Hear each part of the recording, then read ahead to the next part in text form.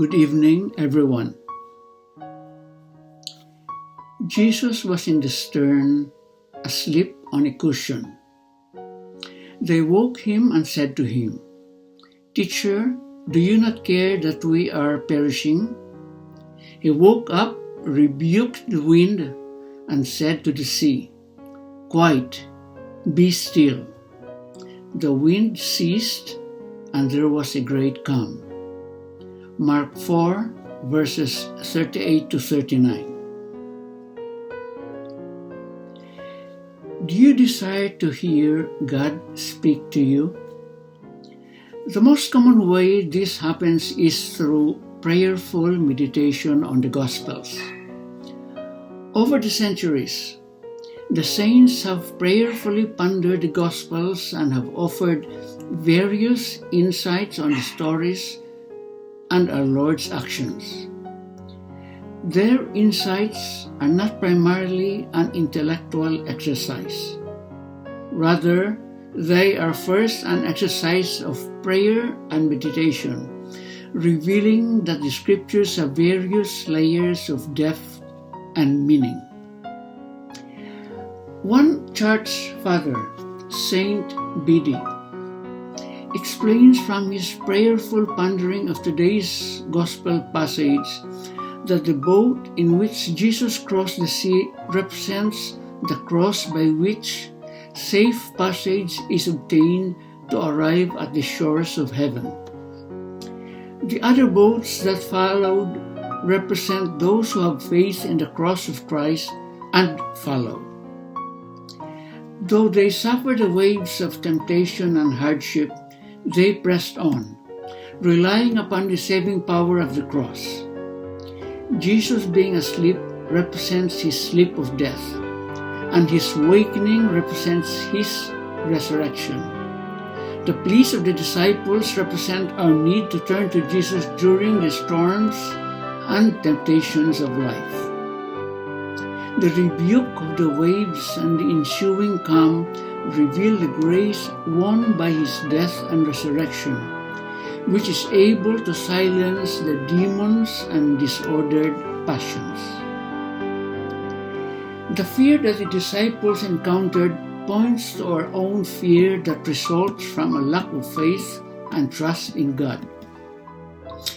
God is able to speak this and many other truths to us through his actions and words contained in the Scriptures. There's no limit to the depth and meaning we can receive through his holy word. Therefore, though it is useful to reflect upon the saints' various interpretation of the Gospels, it is also very important to reflect upon these passages ourselves, so as to allow our Lord to reveal to us the message we need to hear. Reflect today upon this gospel scene. Try to find time to slowly read today's gospel from beginning to end. Read a sentence and then close your eyes and try to imagine it.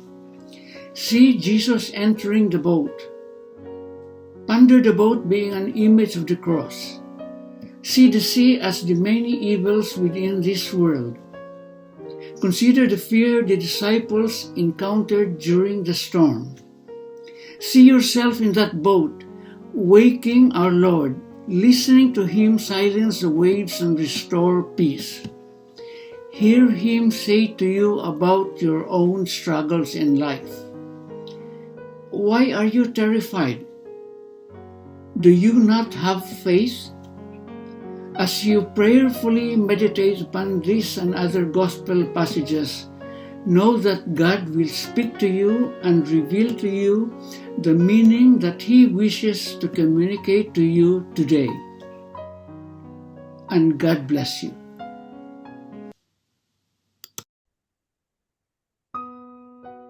Brothers and sisters, we are now on the 12th Sunday in Ordinary Time. This Sunday, we beautifully reflect on how the Lord helps us when you are in trouble, when you experience difficulties, tribulations, problems, and trials. During the public ministry of Jesus, the whole aim of his ministry was to show to his disciples and the people who he was and that had been sent to bring them to God. When he fed the 5,000 with 5 loaves and 2 fish, and when he walked on the water, when he healed the cripple with a word or permitting the woman to simply touch him, he was showing himself to be the Lord, the one God, walking in their midst as a man.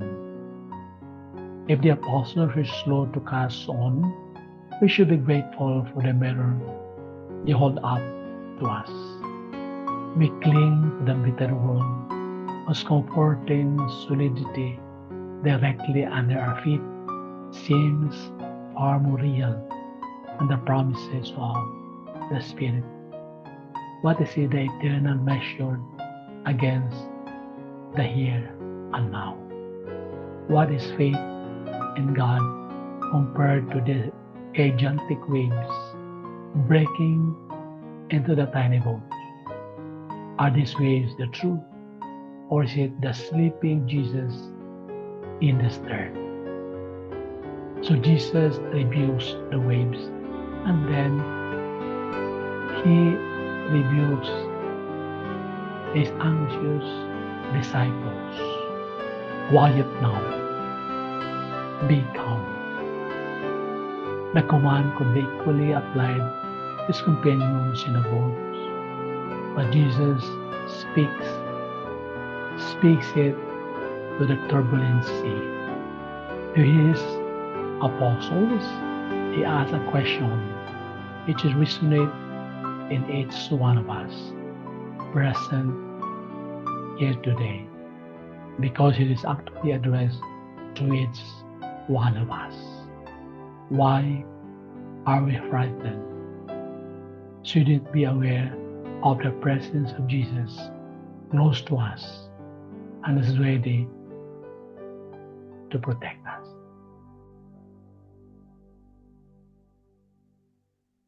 The calming of the storm in the Gospel suggests a very, very beautiful reflections for us to ponder upon.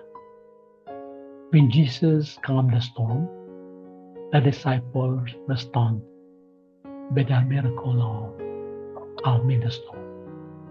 By this time, they personally knew who Jesus was and were aware of his divine power, as they were quite impressed by his power of controlling the elements. The miracle on the one hand revealed the humanitarian concern of Jesus, and on the other, the divinity of which the miracle control over the storm. When Jesus was sleeping in the stern of the boat, the disciples witnessed how, humanly speaking, he was tired and exhausted. When Jesus spoke to the sea and calmed the storm that showed his divine nature, we all have the experience in our life when there's been a storm and you wondered if Jesus is sleeping, if he truly hears our prayers, if he actually cares about our welfare. This is because we think in human way. As we are weak and lack in faith, we easily cry that the Lord has left us alone. So maybe for our reflections, brothers and sisters, if you could single out our experiences of being visited by storms, difficulties, tests, problems, turbulence, to whom we ask for help, to whom we try to invoke. Are we consciously aware that the Lord will never forsake us, that the Lord will never abandon us? It just so happened that He might just be sleeping in the stern of the boat in our lives, to test us, to encourage us, to strengthen us, and to always have a reason to anchor ourselves, a reason to root out ourselves in the person, in the power, and especially in the love of God. A pleasant evening. Bye.